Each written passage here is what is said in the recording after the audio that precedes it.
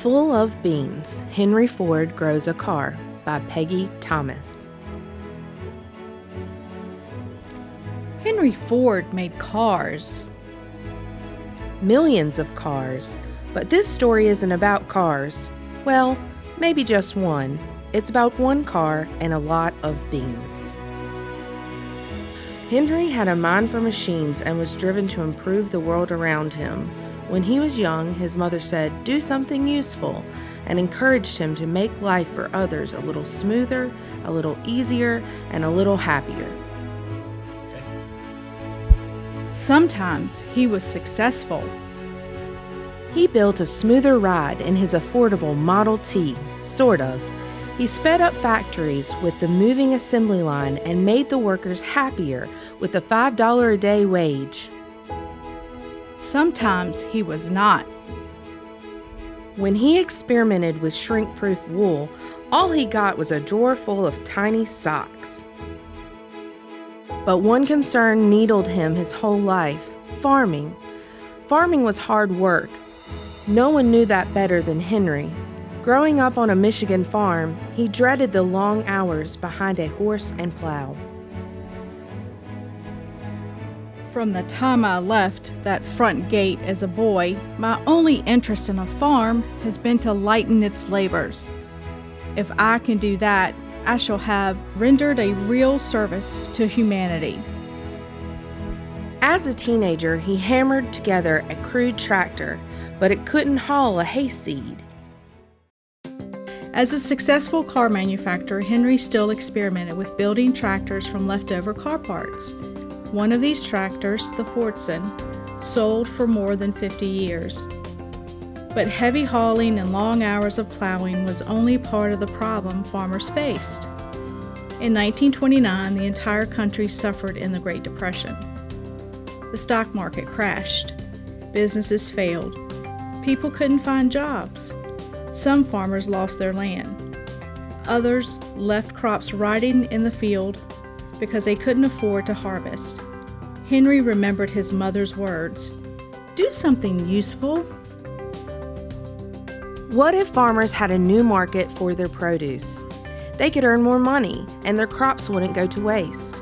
Henry absolutely hated waste. Industry owes it to society to conserve material in every possible way.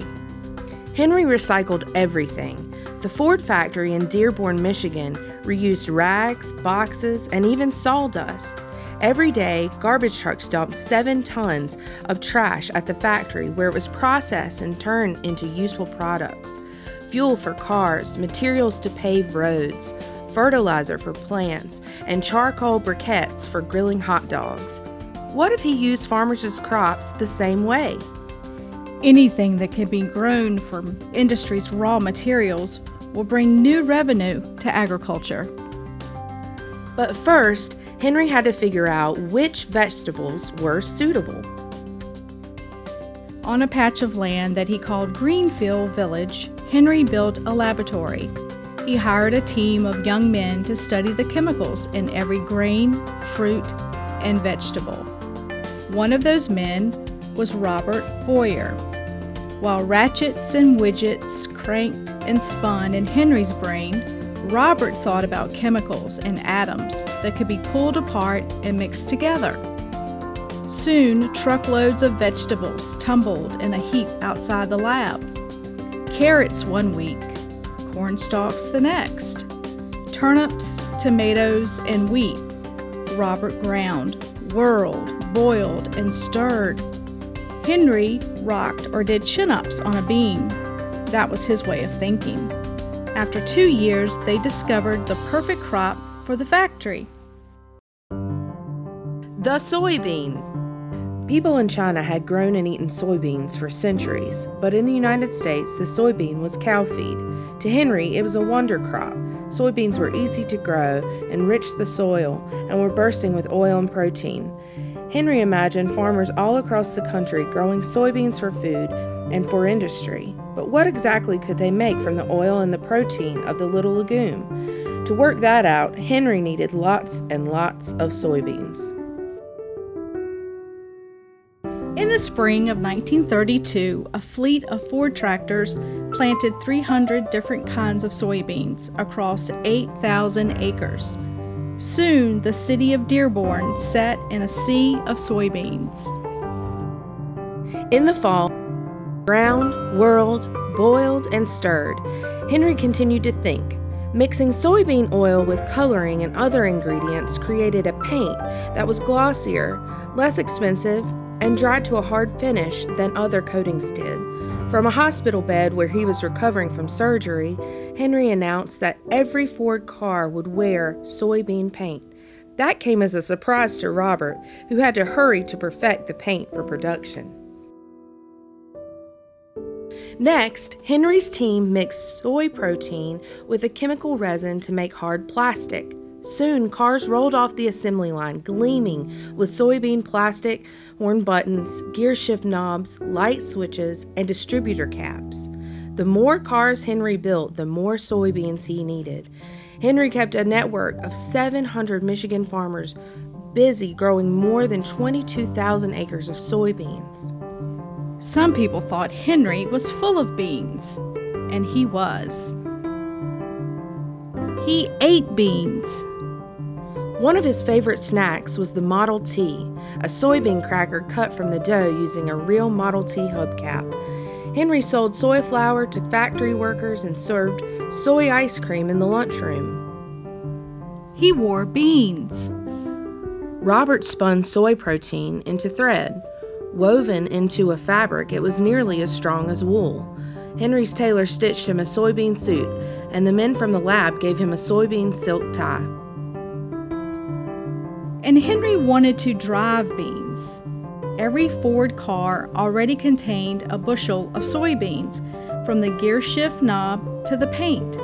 But Henry wanted the cars even beanier.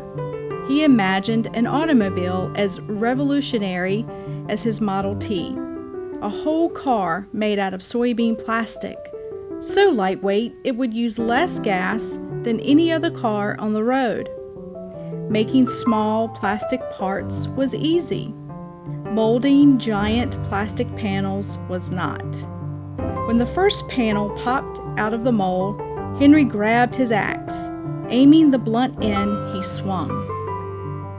Twack! Crack! He punched a hole clear through. To test the strength of the next panel, Henry jumped up and down on it. "If that was steel," he said, "it would have caved in." Henry attached a plastic trunk lid to his own car. With a crowd of people watching, Henry opened the trunk and pulled out his axe. He swung as hard as his wiry frame would allow. This time, the axe bounced off the plastic and over his shoulder. It was time to assemble the car. Henry's team affixed the plastic panels onto a tubular steel frame. 2 fenders in the front, 2 in the rear, a front grille, the engine hood, the doors, and a roof. 14 plastic panels in all. No one had seen anything like it. The men in the Ford plant called it a monstrosity, just an old man's hobby. Henry knew it was much more. It wasn't just a car. It was the perfect symbol for how farms could fuel factories.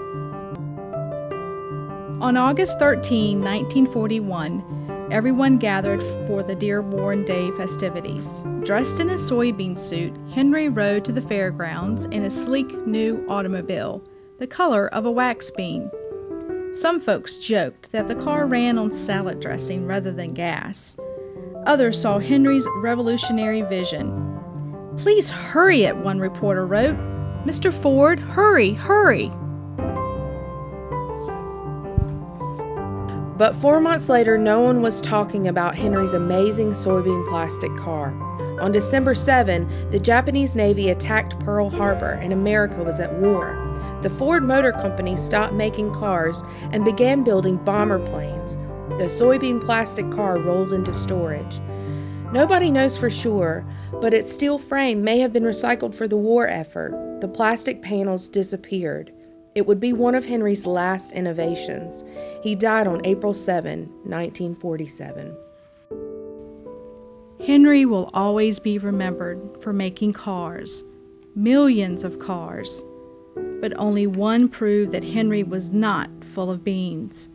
Today, soybean farmers continue to fuel factories, growing furniture and flooring, dog biscuits and bread, candy, crayons, and cars.